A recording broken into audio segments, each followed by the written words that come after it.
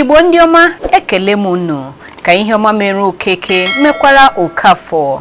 Oge ruola maka akụkọ ụwa nke si n'Enyimba TV Aba abịara gị na nke taa bụ Monde abalị 15 n'ọnwa 7 afọ 2024 ma bụrụkwa ihe afọ n'ala Igbo. Na mmalite gere isi akụkọ ndị gbara ọkpụrụkpụ n'akụkọ anyị taa.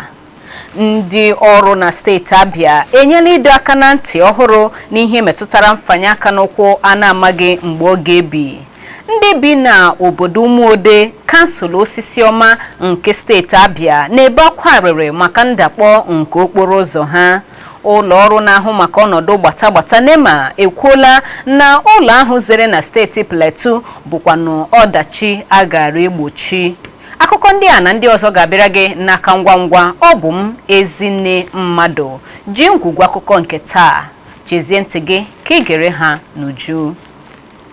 Ọnọdụ nke na-atagbu ndị mmadụ n'ọkpụkpụ nakwa nke na-emenye ihere ugbu a bụ ọnọdụ ụzọ ndị jọrọ njọ ndị nke nwere n'ọtụtụ ebe na steeti Abia, nke emeela ka ọtụtụ ndụ bụrụ nke nọ n'ezigbo ihe ize ndụ, tụnyekwara ngwongwo nakwa ndakpọ nke ụfọdụ akụrụngwa nke ndị bi n'ogbe Umuode na kansụl Osisiọma bụkwanụ ndị n'ugbu a na-ata ikikere eze n'ihi otu ụzọ naanị ha nwere si ghọọla ndagwurugwu onyonyo ọnwụ nyere ha bụ ndị bi n'obodo ahụ.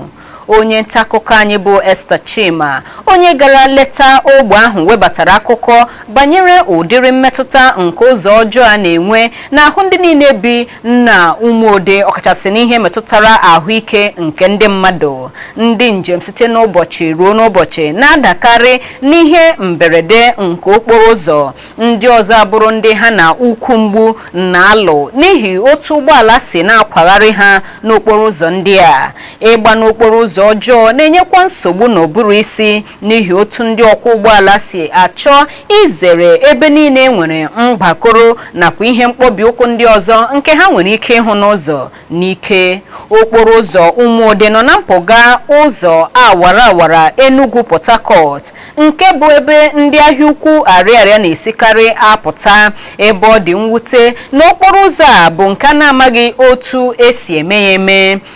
Ụfọdụ ndị onye nta akụkọ anyị jụrụ ajụjụ ọnụ, ndị gụnyere otu onye ọgba tum tum onye kọwara nhụsianya nke ya na ndị ọrụ ibe ya nọ n'okporo ụzọ ahụ, nke ọ kọwara na mgbe ụfọdụ ha na-abụ ndị nke na-adanyekwe n'apịtị. Onye ọgba tum tum ọzọ bụ onye isi oche nke otu ndị ọgba tum tum n'ogbe ahụ sokwa rịọ arịrịọ maka enyemaka n'okporo ụzọ ahụ. Otu onye n'ogbe ahụ kwa bụkwa onye kọwapụtara ihe metụtara ọnọdụ nke ndị ahịa n'okporo ụzọ ahụ nọ na ya, nke mekọtara otu ha siri wee kọwapụtacha echiche obi ha.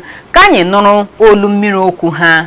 Nyere Sunday, chairman ndị ọkada Tonima Junction, ịgbara ụzọ abụọ gawala isi ebe primary school, ọ na-ekwe ọgịga ebe ahụ dịkwa eru mgbago dandan, ọ na-ekwe ọgịga ọkụpụela abụọ. Agbaracha last time ndị ọkada la ndị keke anyị aga pụchiti ya, so ebe ahụ adịghị mma. Meshin agwụla, ndị moto ndị ede ebe a stedi ma keke ndị ede adịdị ya, ụmụ anyị ndị gbajichi ụkwụ nga stedi, ọ bụ taadị arụrụ arụ, ọ dịkwa ya ga-aga. So anyị na-erịọ gọọmenti ka ọ gbatara anyị ọsọ enyemaka luzu Umuode ebe a, nyere anyị aka ka o wee dị mma. Bi m n'Umuode a, and ụmụ onye ọkada na-agba na Tonima Junction, and it's been long. O teela aka ụzọ Tonima Road a mebiri, Tonima by Umuode isi ahịa. And nke kacha njọ wụ ụzọ Blue Ọja, ebe ahụ ndagwurugwu onyonyo ọnwụ. O teela chọwara ka elesa otu bịa nyere anyị aka. Anyị ebeela akwa, anyị amụka ma enwekwe ndị na-anọchite anya anyị ebe a, ma ọ bụ mgbu anyị niile anyị na-eti ma na redio ma na TV, ma ọ bụ ha naanị ya. So ọnya ka anyị na-arịọ ọsọ, biko Abia steeti gọọmenti ka ha bịa nyere anyị aka.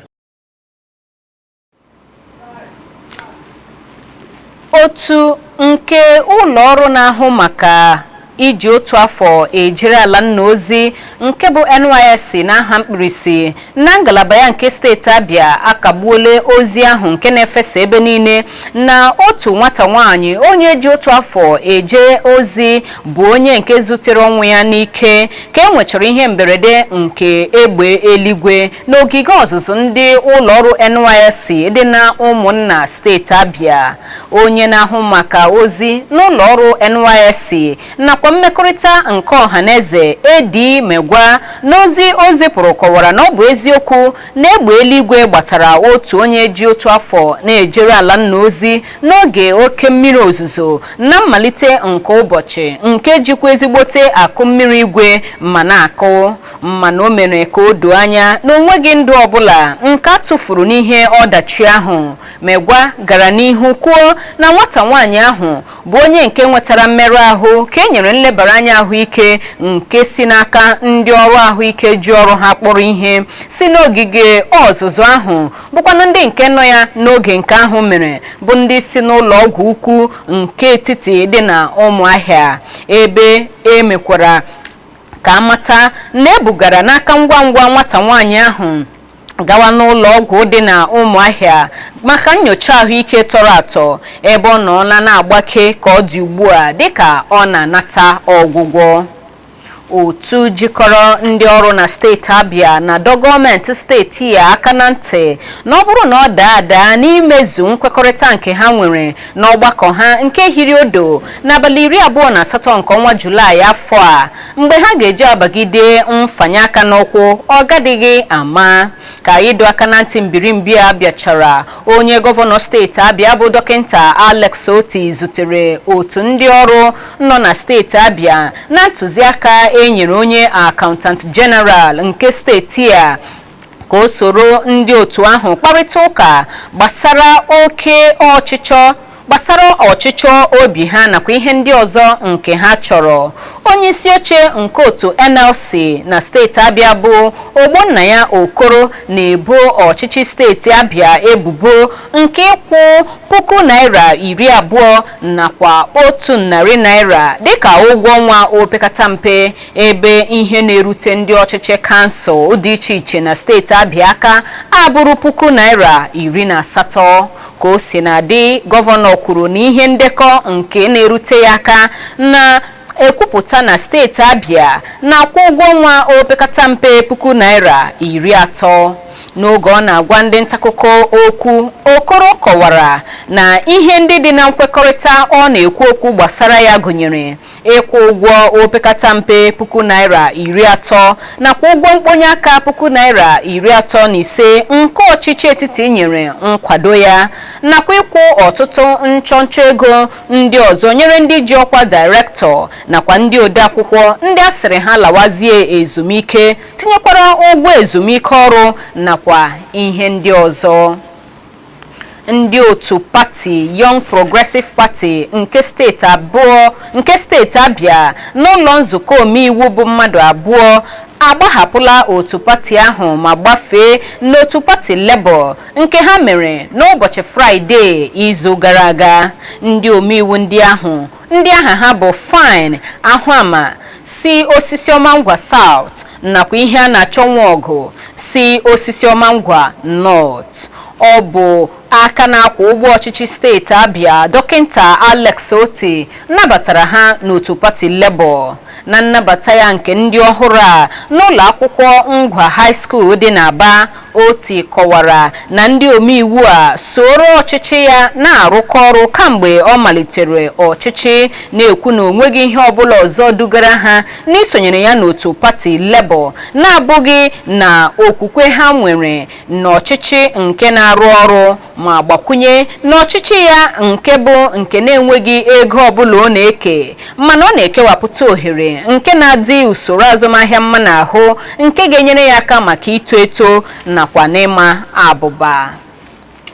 Nnukwu ụlọ ọrụ na-ahụ maka ọnọdụ gbatagbata n'ala anyị n'ịma n'aha mkpirisi na-akagbu ntụfu ndụ nke atụfuru n'ụlọ akwụkwọ ahụ zedara na steeti Plateau, na-ekwu na ọdachi ahụ bụkwanụ nke a gara egbochili. Onye Director General nke ụlọ ọrụ NEMA, Zubaida Umar, onye mere njem gaa leta ụlọ akwụkwọ ahụ ka abalị 2 gachara njinji ahụ mere, kọwara na iji ndị ma nke ha riri n'ihe gbasara ịrụ ụlọ eme ihe gara egbochi ihe mberede ahụ nke tara isi ọtụtụ ụmụaka n'ụlọ akwụkwọ sekọndịrị ahụ. Ọdachi ahụ mere n'ụbọchị Fraịde gara aga bụ nke ọhụrụ na ọtụtụ ọdịda nke ụlọ darala ugbu a nke nọ na-akpa ọtụtụ akụkụ nke ala Naịjirịa aka ọjọọ. Dịka ọchịchị steeti Plateau siri nye nkọwa, mmadụ 22 bụ ndị nwụrụ anwụ n'oge ihe mberede ahụ, ebe 132 nwetara mmerụ ahụ ka ụlọ akwụkwọ ahụ zere n'ime obodo Busabichi dị na kansụl Jos North nke steeti Plateau. Onye Inspector General nke ndị uwe ojii Kayode Egbotokun akwụsịtụla usoro ihe omume nke itinye n'ọrụ ndebanye aha ụgbọala n'akara ịntanetị n'otu ebe site n'aka ndị nwe ụgbọala gburugburu ala anyị. Onye nkwuchite ọnụ nke ụlọ ọrụ ndị uwe ojii Muyiwa Adejobi kọwara na onye IG nyere iwu na ihe omume nke ndebanye aha ahụ akpọkwasịrị ECRMR ahụ gazi amalite n'abalị 29 nke ọnwa Julaị. Iwu ndebanye aha ụgbọala ahụ nke kpaliterela oke iti mkpu nke akwa n'etiti ụmụ Naịjirịa ndị boro ụlọ ọrụ ndị uwe ojii ebubo iwepụta ụzọ ha ga-esi na-apụnara ndị nwe ụgbọala ihe n'ike. Onye isi oche nke otu jikọrọ ndị ọkaiwu na ngalaba na-ahụ maka ọdịmma ọhaneze na iwu mmepe bụ John Aipokpo Martins kọwara na ntụziaka nke Egbotokun ịmalite iwu ndebanye aha ụgbọala n'otu ebe bụ agwa ịkpachapụ anya na-elupụrụ iwu ala anyị isi. Mana n'ozi nke Adejobi zipụrụ nke amapụrụ ọkwa na onye IG akwụsịla ya bụ ndebanye aha nke akpọrọ ECMR, ọ gbakwunyekwara na ọ bịara dị oke mkpa na a ga-ebu ụzọ nye ndị mmadụ nkụzi na ido ha ihe ụfọdụ anya gbasara usoro ihe omume ahụ, nke o kwuru na ọ bụ maka ọdịmma ndị mmadụ ka e kwuru malite ya ma sikwa otu ahụ chebe ụgbọala n'ala anyị. Onye isi oche nke ụlọ ọrụ nshipụta mmanụ Dangote Alhaji Aliko Dangote ekwuola na ụlọ ọrụ ya adịla njikere ugbu a ịmalite mbupụta nke mmanụ patrol nke ga-ebiri ọkụ n'ọnwa ọzọ bụ Ọgọst nke afọ a, dịka edozicharala nsogbu gbasara ibunye ụlọ ọrụ ahụ mmanụ krudu site n'enyemaka nke ụlọ ọrụ ala anyị na-ahụ maka mmanụ patrol NNPCL nakwa nzọpụta ụkwụ nke ọchịchị etiti. Dangote gwara ndị nta akụkọ ndị ọkwa ha gbagotere na steeti Lagos na ihe ịma aka nke inweta mmanụ krudu nke metụtara ibupụ mmanụ patrol site n'ebe nshipụta mmanụ ya ahụ ka edozirila izu ụka gara aga ka gọọmenti etiti wụbatachara n'ụzọ ogbugbo. Ndị nta akụkọ ndị a bụ ndị bịara njem nlegharị anya n'ogige ụlọ ọrụ nshipụta mmanụ ahụ nke nọ n'ogbe Lekki Free Zone nke steeti Lagos. N'oge na-adịbeghị anya, ụlọ ọrụ nke Dangote akpọrọ DIL tipụrụ mkpu nke gbasara atụmatụ a na-eme site n'aka ụlọ ọrụ mmanụ nke mba ụwa, ndị nke na-achọ ka ha bụrụ ndị nke ga-awụnye aja na garị na mgbalị ndị a na-eme ịhụ na azụtara ebe nshipụta mmanụ nke Dangote mmanụ krudu site n'ala anyị. Onye isi ala Bola Tinubu akwadola nhọpụta nke ndị isi oche mmadụ 5 ọhụrụ maka ngalaba ụlọ ọrụ nakwa ndị ndụmọdụ abụọ pụrụ iche na otu nnukwu onye enyemaka pụrụ iche, dịka ozi nke onye nkwuchite ọnụ onye isi ala Ajuri Ngalale bịanyere aka na ya mere ka amata. Dọkịta Maimuna Sarah Umar Kogo bụzi onye isi oche nke ụlọikpe mkpesa tribunal maka akparamagwa ICT n'aha mkpirisi. Onye isi ala kwadokwara nhọpụta nke Maazị Jobson Ewelafọ dịka onye Director General nke ụlọ ọrụ Kọmishọn nhazi ngwongwo akpọrọ ICRC n'aha mkpirisi. Maazị Oluwaseun Faleye onye isi oche ọhụrụ nke akpa ego ọnọdụ ọdụrụkọ ọdịmma ọhaneze nke bụ NSITF n'aha mkpirisi. Maazị Colenus Oluwasegun Adebayo dịka onye odeakwụkwọ ọhụrụ nakwa onye isi oche nke ụlọ ọrụ na-ahụ maka mmepe ọrụ ubi NALDA. Maazị Toshin Adeyanju ka a họpụtara ịbụ odeakwụkwọ ọhụrụ nke otu bọọdụ akpa ego chacha nke a kpọrọ NITF n'aha mkpirisi. Maazị Silas Agara ka a họpụtara ịbụ onye Director General ọhụrụ nke nnukwu otu bọọdụ nkewapụta ọrụ NDE. Onye isi ala kwadokwara nhọpụta nke Idris Ajimobi dịka nnukwu onye enyemaka pụrụ iche nyere onye isi ala n'usoro mmepe nke anụ ụlọ. Onye gọvanọ steeti Ekiti n'oge gara aga bụ Ayodele Fayose ekwuola na onweghị onye ọbụla ga-abụ onye isi oche ọchịchị kansụl na-enwetaghị nkwado nke onye gọvanọ steeti ya. O mere ka amara nke a n'otu ihe omume telivishọn elebara anya nke ọ gara. O kwuru na ụdọ ọchịchị kansụl nakwa nke steeti agaghị anọli na nke onwe ha n'ihi na ha bụ nke ejikọrọ ọnụ, n'ihi na onwe gị onye ga-anapụli nwa nne ya. Onye isi okpotokpo a n'otu pati PDP kọwara ya dịka ihe na-ezighị ezi okwu nke ụfọdụ ndị nakwa ụfọdụ otu na-akpọ ka ụlọ ọrụ kọmishọn na-ahụ maka ntuliaka n'ala anyị INEC weghara nhazi nke ntuliaka ọchịchị kansụl site n'aka ụlọ ọrụ nke na-ahazi ya na steeti dị iche iche bụkwanụ nke steeti nwe. Fayose kwuru na onweghị gọvanọ ọbụla ga-ekwe ka ndị iro ya nweta mmeri nke ịbụ onye isi oche na ọchịchị kansụl ọbụla nke dị na steeti ya. Nzukọ nke ndị nkụzi ụlọ akwụkwọ mahadum na-akpọku gọọmenti steeti Abịa ka ọ kwụọ ndị otu ha niile ụgwọ niile ejikọsị ha nke gụnyere ụgwọ ọnwa, ụgwọ mbuli n'ọkwa nakwa ihe nrita ndị ọzọ. Onye isi oche nke otu ahụ bụ Niyi Shomonu kpọrọ oku a na otu ozi nke otu ahụ zipụrụ na mpịachi nke ọgbakọ otu ije ozi ha nke hiri odo na Benin. Ụlọ ọrụ Enyimba TV chetara na otu jikọrọ ndị nkụzi mahadum nọrọ n'ọnwa Febụwarị afọ 2022 kpọsapụ maka atụmatụ mfanye aka n'ụkwụ were ihe ruru ọnwa 8 iji mesie ọchịchọ ha chọrọ ka ewelitekwu aka n'ego eji arụ ọrụ n'ụlọ akwụkwọ mahadum nakwa ihe ndị ọzọ nke ha kpọtụrụ uche ike.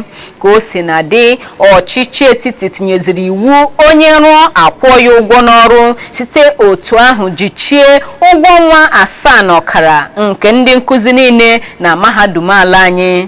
Otu Konua na mkpebi ha na nnọkọ ahụ nke otu NEC ha haziri, otu ahụ kwusiri ike na ha nọgidela na-akpọ oku ma na-ekwupụta n'olu dara ụda na aka ha na ụkwụ ha adịghị na mfanye aka n'ụkwụ ahụ nke emere. Ụlọikpe ukwu etiti dị na steeti Lagos enyela onye minista hụrụ maka ozi n'oge gara aga Lai Mohammed iwu ka o wepụta ihe ndekọ maka nkọwa nke nkwekọrịta ọdịrị n'etiti ọchịchị etiti nakwa ụlọ ọrụ ikuku S amabu dịka Twitter, bụkwanụ nke a kọwara na enwere ihe metụtara mmachi nke ọchịchị etiti machiri ụlọ ọrụ ahụ n'okpuru ọchịchị onye isi ala Muhammadu Buhari.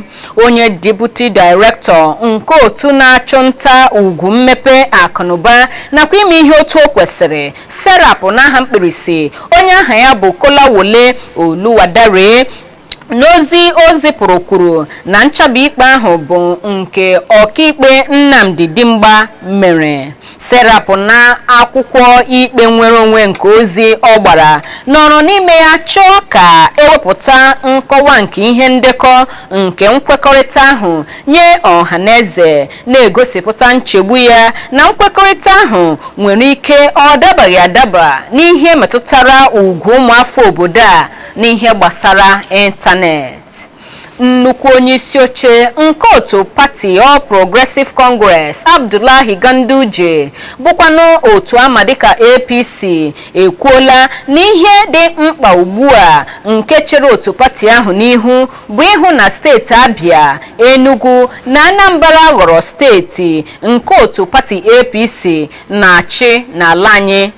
Ganduje onye kwupụtara nke a na nnọkọ ndị nwere agba n'otu pati APC nke dị na mpaghara South East Hirodo na ogige mgbakọ ndị ụka Kraịst dị na Abakaliki kwuru na ha kwesịrị ijikọta aka ọnụ rụọ ọrụ maka ọdịmma nke otu pati ahụ nke bụkwa ihe bụ isi nke ejiri hiwe otu pati ahụ ma sikwa otu ahụ weghara ọchịchị na steeti atọ ndị afọrọ afọ na mpaghara South East. Ọ gwara ndị mpaghara South East n'otu pati APC bụ nke maliterela itinye n'ọrụ ebumnobi ya bụ nke iwebata mpaghara zonu South East n'usoro ihe ndị nke a na-eme nke ga-enyere ndị mpaghara a aka irite uru ruru ha n'ọchịchị dị ugbu a ma nyekwa ha ohere ịbanye na ndọrọndọrọ ọchịchị n'ogo etiti. Dịka o siri kwuo, onye ọbụla kwesịrị ike ajụ n'ume ka enwekwuo ihe nke ga-enye aka dobisie ụdọ nkewapụ nakwa nke mkpachapụ n'akụkụ n'ụdị ya ọbụla na mpaghara South East. Ọ ka bụkwa n'oge akụkọ ụwa nke si n'Enyimba TV Aba na-abịara gị na nke taa. Akụkọ ndị ọzọ anyị ji n'aka ga-abịara gị ngwa ngwa m lọtaghachiri. Nọsi ike maka na ana m abịa.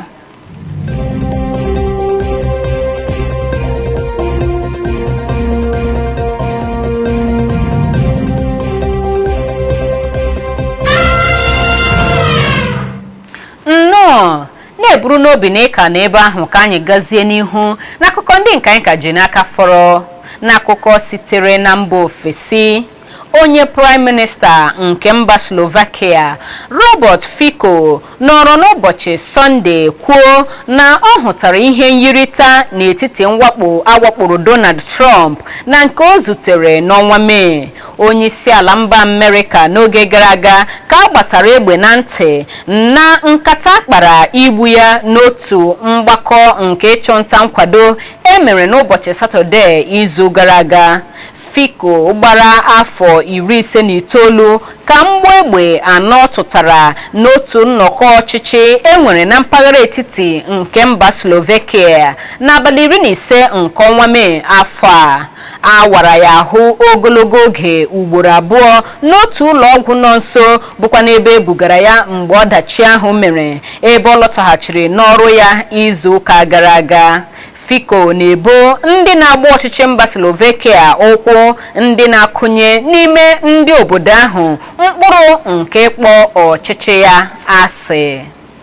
N'akụkọ akụnụba, onye aka ji akụ n'ala Afrịka bụ Aliko Dangote ekwuola na ụlọ ọrụ na-ahụ maka mmanụ patrol NNPCL nwere ihe dịka aka oke pasentị 7.2 n'ebe nshipụta mmanụ ya nke akpọrọ Dangote Refinery na-abụghị pasentị 20 bụkwanụ nke amapụburu n'ọkwa tupu ememme mgbape nke ụlọ ọrụ ahụ nke nọ n'ogbe Lekki Free Zone dị na steeti Lagos. Dangote onye mere ka mara nke a n'oge ọ na-atụpenye nta akụkọ azụ kwuru na aka oke ụlọ ọrụ NNPCL gbadatara na pasentị 7.2 n'ihi ha akwụchaghị ụgwọ aka oke ha nke ha kwesịrị ịkwụcha nke oge ya kụrụ ọnụ n'ọnwa Juun. Ụlọ ọrụ NNPCL zuburu aka oke pasentị 20 n'ụlọ ọrụ nshipụta mmanụ nke Dangote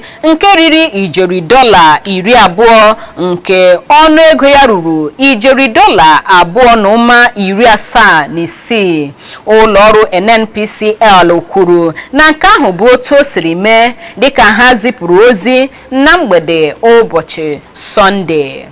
N'ikpeazụ, n'akụkọ egwuregwu, Lautaro Martinez jiri otu ọkpụ goolu mmeri n'oge mgbakwunye nke nyere Argentina mmeri nke ha jiri wee merie Colombia n'ịma aka ịmabute iko asọmpi Copa America nke agba ya Argentina. Ndị ọma ozuola ma gbachaa n'akụkọ ụwa nke taa, mana tupu anyị apịachie ya geghachi ntị n'isi akụkọ ndị Hirodo. Ndị ọrụ na steeti Abia enyela ịdọ aka na ntị ọhụrụ n'ihe banyere mfanye aka n'ụkwụ nke a na-amaghị mgbe ọ ga-ebi. ndị bi n'obodo Umuode kansụl Osisiọma steeti Abịa na-ebe akwa riri ugbu a maka ndakpọ nke okporo ụzọ ha nọ na ya. Ụlọ ọrụ na-ahụ maka ọnọdụ gbata NEMA ekwuola na ụlọ ahụ zere na steeti Plateau bụkwa na ọdachi nke a gara egbochili. Ekele m gị onye ọma maka ị na ebe ahụ kirie ma gee akụkọ ụwa nke taa, na-echasịkwa gị chebiri anyị mgbe ọzọ anyị ga-ewetara gị akụkọ ụwa. Tutu ruo mgbe ahụ, abụ m Ezinne Mmadụ na-ekele gị maka ime nke a. Kachi bọnụ.